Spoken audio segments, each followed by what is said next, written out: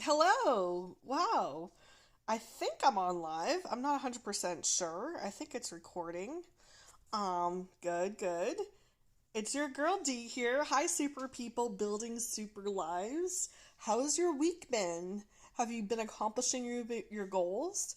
Have you been reflecting on some of the vlog posts that I've talked about? How have you flourished? How have you nourished your soul this week? Um, okay, so I want to make sure the volume is all the way up here. Oops. Okay, Dougie. Well, I've had a refreshing week. I actually got into a fender bender. Hey there. And I pretty much wrecked my car. And today I cleaned out my car, which is kind of surreal because I felt really stupid. I took my eyes off the road for just a second. My car alarm, my cell phone alarm went off. And I was trying to shut it off, and then all of a sudden I smacked just a head in collision right into the back of this Kia Sporta. And the Kia was like a truck. It was like a tank. And it had minimal damage. It was barely even dented. But my car crunched up like a tin can. And now I am forced to look for a new car. So luckily I was able to sell my car for $2,000, which is really nice. I have money in the bank. And part of me wants to take off and move to foreign lands. I hear California calling my name.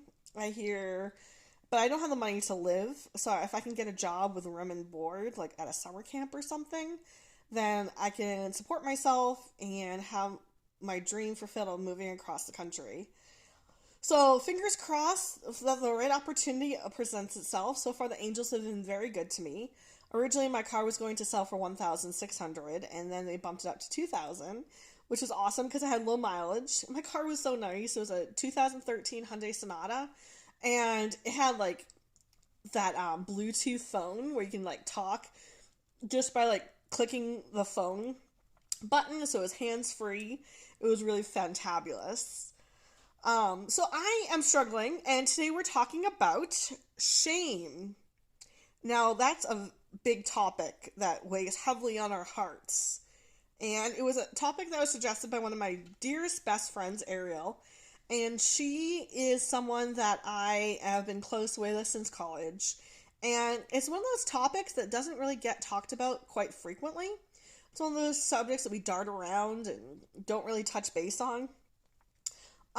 So shame. I was feeling pretty chagrined and pretty ashamed of myself for having this rear-end collision that could have been prevented had I not taken my eyes off the road and thought I had, was going at a decent speed.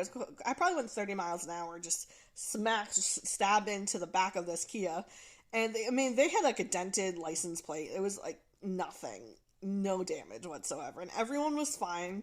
It was a young lady driving with her son, and I'm so epically thankful that no one got hurt. I went on Facebook and I opened up the first post when I got home was a guy that got into a car accident when he was wearing a neck brace. And I was like, angels are with me. I pray for the angels to be with me every single day. And I pray that God blesses me and covers me with his holy presence. I'm constantly calling prayer hotlines just to have a prayer partner to pray with and to believe with and to sort things out with. And there's so many reasons I have to be thankful. Um, so sorry, it paused. I can't believe that it paused. I was reading the definition of shame, which is a consciousness of a painful consciousness of humiliation caused by wrongful or foolish behavior. That's what shame is. I'm trying to memorize it off the top of my head here. But shame is a consciousness of wrongful or foolish behavior. It's a painful feeling of humiliation. I felt so humiliated to get into this car accident recently. It was a Friday night. I was headed to church. I was going to go pick up my boyfriend who lives in Dorchester, which is more into Boston. I was going to double back and go to Avon for their human trafficking seminar. And I was wearing, it was like 70 degrees out, and I put on my new sweater, which is like this turtleneck, because I figured it would get cooler out at night. So everyone's like in like spaghetti straps, and like the lady I hit was in spaghetti straps, and I'm over there like, hi, I'm in my turtleneck, looking like a good doobie. And I don't know, I felt stupid. You know, you ever just kick yourself? Like, what was I thinking? I think, I mean, I remember thinking after one night of like the walk of shame, after I hooked up with these guys in college, guys, not guys Perla, but I had a hookup in college. I was walking home. It was like 7 in the morning, and I remember thinking to myself, I had more integrity and more common sense and more self esteem when I was 15 years old than when I was, you know, a 20 something year old in college. I was letting myself be used by men. I wasn't playing the game very smart. Any guy that gave me attention, I would just latch onto. I was desperate to be loved. I think in one summer I hooked up with X amount of men, and I ended up with zero boyfriend. It wasn't until I went to Soulfest, and which is this Christian concert in New Hampshire. It's this big festival that I absolutely love. They had the Casting Crowns this year, and Lecrae, I don't know how you say his name, but he's a really great Christian rapist. Anyway, so it wasn't until I surrendered myself completely to the will of God, consecrated my body, mind, spirit to into the hands, the capable, loving hands of Jesus Christ, and was celibate for like 6 months until I met my ex-fiance. And that lasted almost a year. And that was one of the most magical relationships I still think of to this day. And I was so blessed to meet my current boyfriend, um, who loves me without makeup. I look horrible without makeup.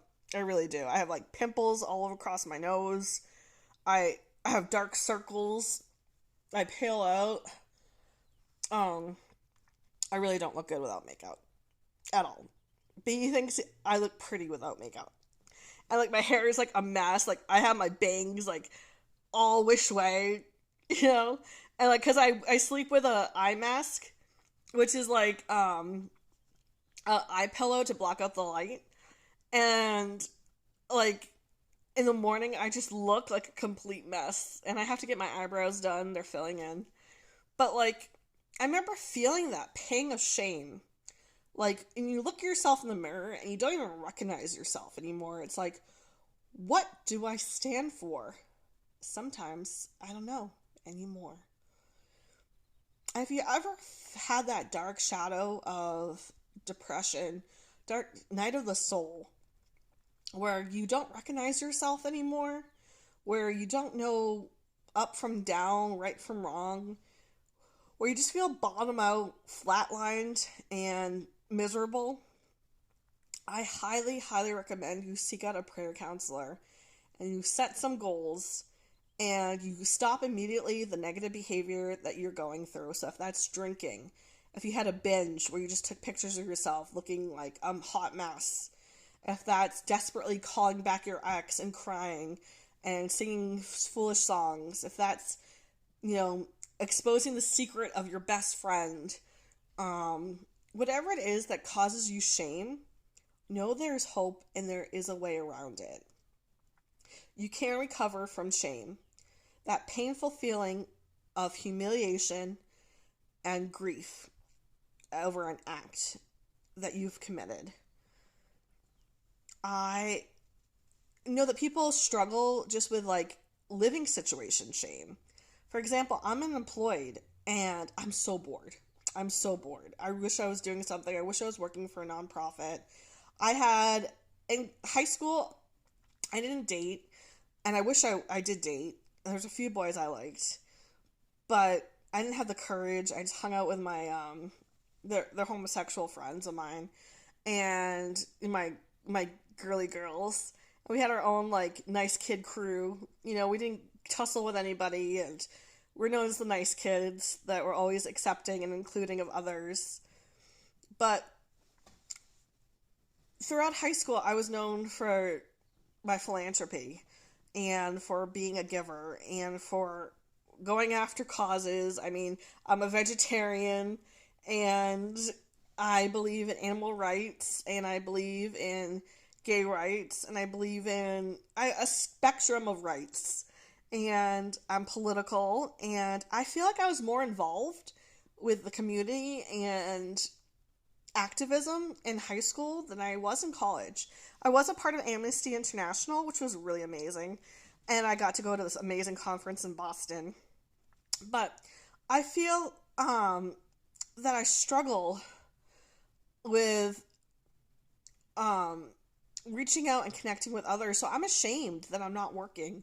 It took me 3 extra years to get my bachelor's degree. And I'll bet I got my paralegal degree in between at a community college. I dropped out. I said, I'll save money. I'll go to community college and I'll just get a career from there. I wasn't going to get my bachelor's. And then something pushed me to get my bachelor's. I was kind of bottoming out. I was bored. I figured I might as well go for it. So I'm really proud that I got my bachelor's of science in counseling.